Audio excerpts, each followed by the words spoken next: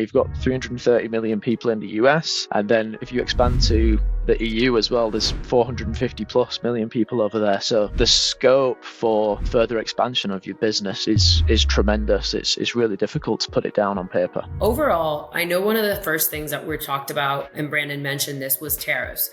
We've all seen the volatility of tariffs, and we at Avast have actually seen more and more people wanting to expand from the US or Canada, North America in general, and not just to Europe, but they've looked at UK, they've looked at Europe, they've looked at even some Asia markets as well as UAE.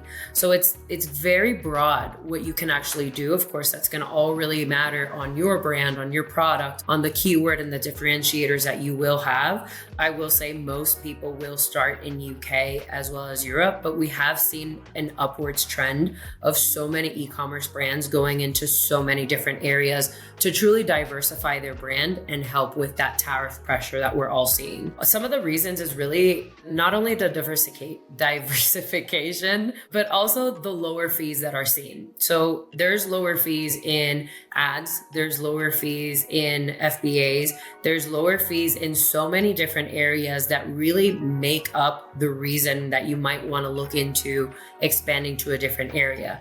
There's also less saturation. So something, as Brandon was saying, you can really own the market in one area, but not do well in another, or vice versa. You might not be doing well. Let's say you're huge in the US, not doing great in Canada. So you think, I shouldn't go anywhere else because it didn't do well in Canada. Well, each market is so unique and so different that you really want to make sure you're researching all the different markets and opportunities that there is, because you could be doing fantastic in a market that you never even thought of. We actually can monitor over 27 countries to help you pivot.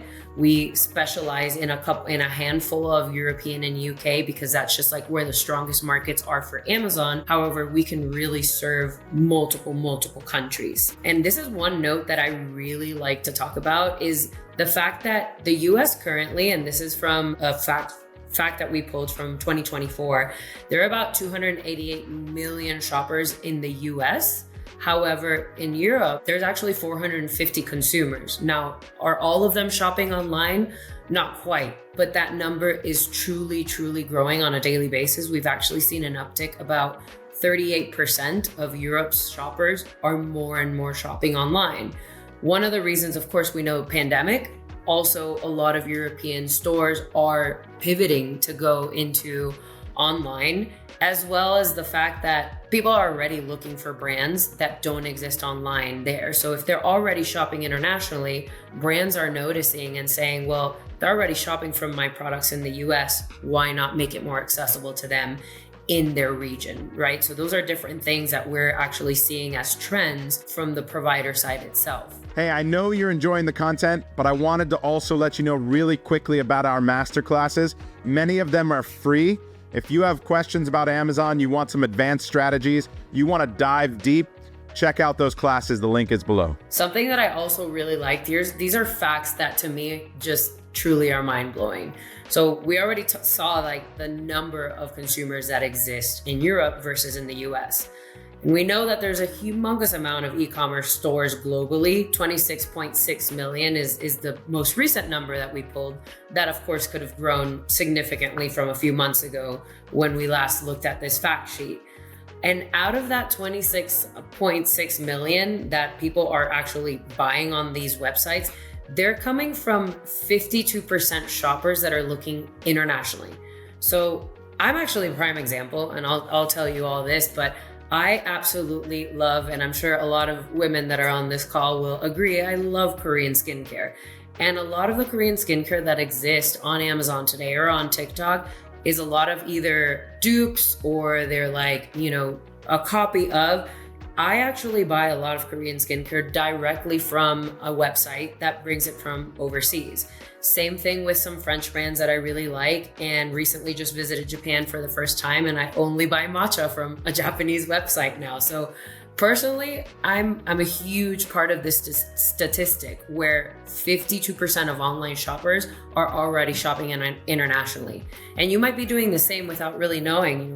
When we buy on TikTok Shop, when we buy things on Amazon, we might be buying brands that were already doing fantastic in their regions and came into the US. So that's something really to think about.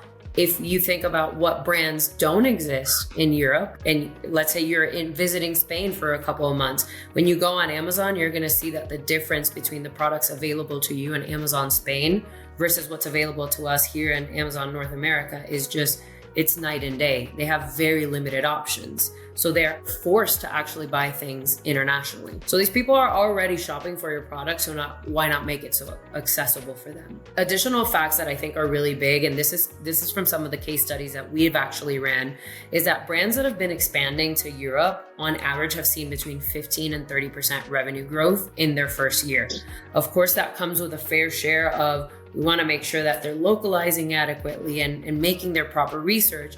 But when that research is done adequately and you take the proper steps, that revenue growth is there, and the possibility is quite large, especially in markets that aren't very saturated or categories that don't see a lot of saturation in Europe or in the UK. So you're in a really strong position to exit. And I mean, everybody likes a global brand. I'm sure everybody on the call at some point has one brand that they can think of. I don't know, Brandon, if there's something that you can think of that you buy that you're like, I only buy it from this country, but I'm sure we all have that. 100%. So one more thing that I know was really interesting. Lewis actually was working with a brand, and Lewis, you can correct me if I'm wrong, but I know there was a jump rope brand that we were working with, and they hadn't noticed, but they were selling in the US, doing fantastic in the US. And this brand noticed months and months later that they had somebody with recurring orders, very large orders. Now, what was happening is somebody found a really great spot in a niche, and I don't recall if it was UK or which European market, but they were buying it in the US in bulk. They were reselling it in that market because it had so much keyword research and there wasn't a single player in the space. So yeah, it was France, that one, by the way. Go ahead. It was France, by the way. Oh, okay. Oh yeah, not relevant, but go ahead. So that's something that, you want to make sure that you're looking at your brand and seeing like, maybe I'm missing out of an opportunity that's just already right there, ready to go for me, that other sellers are looking to capitalize on just because they're already in that country. Yeah. And to that point as well, just to interject there, it's so funny you mentioned that because I've literally had this same conversation today with somebody with a completely different product. So I'm not going to mention the brand name, but there was a guy that I was speaking to today who is US based, and he's been doing a lot of research about his product in different markets. He's found out that he's selling like a Manuka essential oil, like a honey based oil, and there's a little bit of competition in the US, but again, the same thing where people have been buying his product from the US and then just reselling it in the EU, not even repackaging it. It's the same brand name, but he's now decided that he wants to get established within the EU just so he can blow that competition out of the water. So yeah, it's definitely worthwhile just to see if you've got a great product in the first place, which is fantastic, but it's worthwhile seeing if anybody has bought a lot of that off you and what opportunity there is to take that exact same product into Europe as well. Because as Ali mentioned, you've got 330 million people in the US, and then if you expand to